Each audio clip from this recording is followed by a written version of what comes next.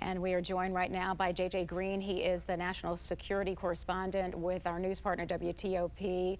J.J., thanks so much for being with us today. Thanks, Kelly. Happy to do it. I'd like to know from you what you think are the key takeaways that came out of that Pentagon briefing. Well, this was an operation that was based on three key elements, and they were deception, distraction, and destruction. And as you mentioned earlier, part of what happened when the B-2 bombers took off, some of them headed west over the Pacific. That was designed to be a distraction, rather deception, so that no one would know essentially where they were going or what the plan was, and especially Iran. Then there was the situation where they were distracted by the Tomahawk missiles that were fired from a U.S. Navy submarine. And those missiles essentially distracted Iran in part because of the operation to come. And then there was the destruction, the massive ordnance penetrators that were dropped from the B-2 bombers.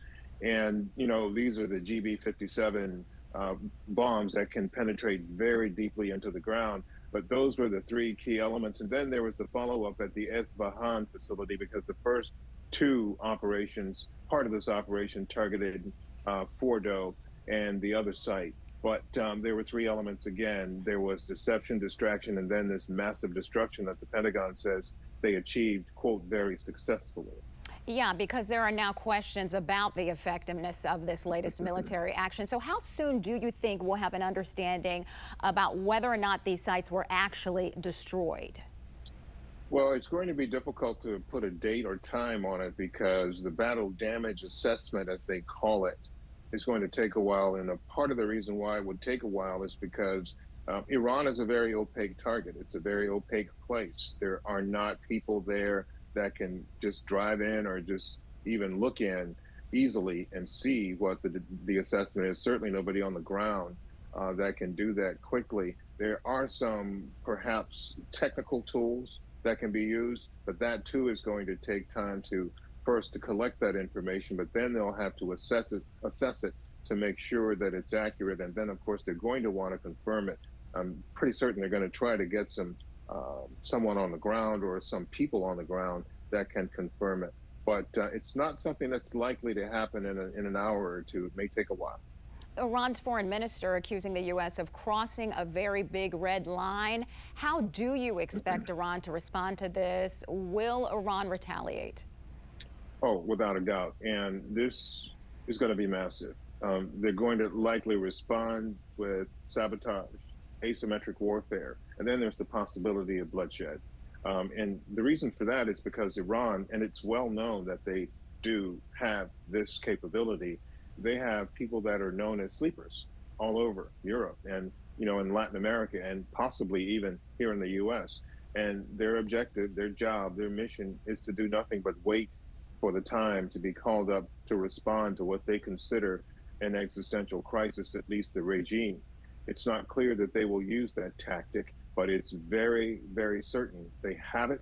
And it's something that Americans and Europeans definitely, and U.S. assets and personnel all over the world need to be aware of. But they're expert in assassinations and sabotage. They're not going to be able to mix it up with the U.S. military to military. Maybe they have some hit or miss pinprick types of things that they can do, but be clear about it. Their real strength is asymmetric warfare and terrorism. And there are now concerns about what could be ahead for U.S. service members. General Dan Kane would only say during that briefing that the U.S. is being proactive and thoughtful when it comes to the protection of U.S. troops. What's next for the U.S. military members?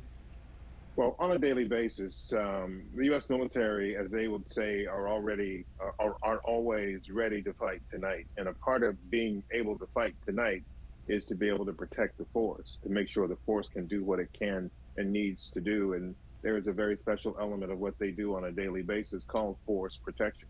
People that do nothing but protect the forces. So they're ready for this. They do this on a regular basis. They're not likely to see anything they haven't trained or prepared for, but I can certainly say it's going to get a whole lot more attention in the days, weeks, and months ahead, Kelly. Several members of Congress are questioning the legality of the president's actions, saying that the strikes were not constitutional. So how will Congress now approach this moving forward? Well, based on what I know, and this is a little bit out of my sphere of understanding, but I do know enough to know that last night Virginia Senator Tim Kaine sent out a message saying essentially Iran had already said, look, you know, Israel has set us back 2 to 3 years in terms of our program. So they were talking about engaging in discussions.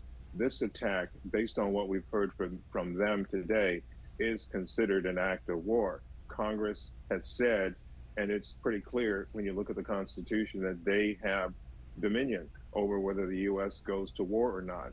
A president is supposed to come to them to talk to them. That is their understanding, and that is their belief, but clearly it's not something that this president feels was necessary. That is going to be another piece of what happens in the next few days. Certainly there's going to be a lot of discussion about who was right and who was wrong, but it's important to keep our eyes focused on the real problem here, which is what Iran will do in retaliation. And we're also seeing mixed responses coming in from other nations, some of them condemning the strikes, others expressing their concerns. Talk about the importance of these opinions from these other countries. Well, there's one that really makes a difference. I mean, all of the rest of them, they're allies, and then there are those who are U.S., shall we say, competitors, they call it. There's Russia. They took a very, very hard line on criticizing and condemning the U.S. for doing this. And it's really important because President Trump, by many accounts, is supposed to be a friend of Vladimir Putin's. But Vladimir Putin has a strategic and, I guess, economic interest in preserving Iran's ability to do its business, and that is to produce those Shahed drones that Russia is counting on to attack Ukraine, which it has been doing. Russia, in some ways today, was a bit facetious, I suppose, in its audacity to talk about the U.S. striking Iran, being a member of the UN Security Council. So was Russia. So there are going to be lots of discussions, and lots of condemnations, and lots of complaints, and lots of worries about this. But that's the one that the U.S. and the rest of the world really need to focus on right now, is Russia, because Russia is the one that has essentially stirred up a lot of, I suppose, what made Iran really able to move forward in its quest to get a nuclear weapon. They provided help in many, many different ways to Iran. So what Russia does now is going to make a big difference in terms of how this conflict and this discussion about this conflict proceeds. All right, that is J.J. Green. He is National Security Correspondent with WTOP, our news partner. J.J., we always appreciate your insight. Thank you again for joining us today.